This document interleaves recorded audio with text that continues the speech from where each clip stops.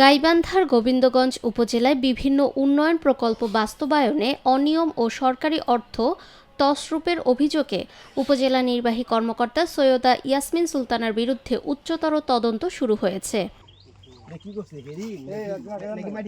অভিযোগে বলা হয়, নামে বেনামে প্রকল্প তৈরি, অতিরিক্ত বিল ভাউচার প্রদর্শন ও প্রশাসনের কিছু কর্মকর্তার যোগসাজশে অর্থ আত্মসাৎ করা হয়েছে।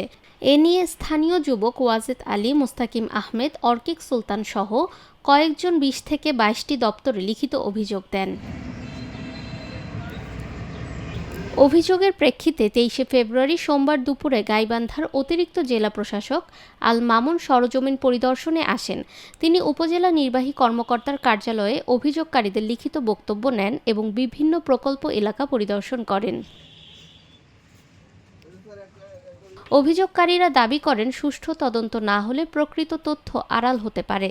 তবে ইউএনও সৈয়দা ইয়াসমিন সুলতানা এ বিষয়ে মন্তব্য করতে অপারগতা প্রকাশ করেন।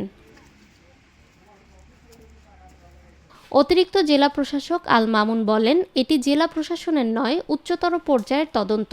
তদন্ত শেষ হলে বিস্তারিত জানানো হবে। PI office, LGD office, UNO office, বিভিন্ন দপ্তরের এখানে অনিয়ম দুর্নীতি নিয়ে জাতীয় পত্রিকা এবং স্থানীয় পত্রিকাতে নিউজ হলে সেই নিউজের প্রেক্ষিতে কোনো পদক্ষেপ না নেওয়ায় আমি এবং সচেতন মহল মিলে সেই পত্রিকার কাটিং সহ বিভিন্ন দপ্তরে লিখিত অভিযোগ করি।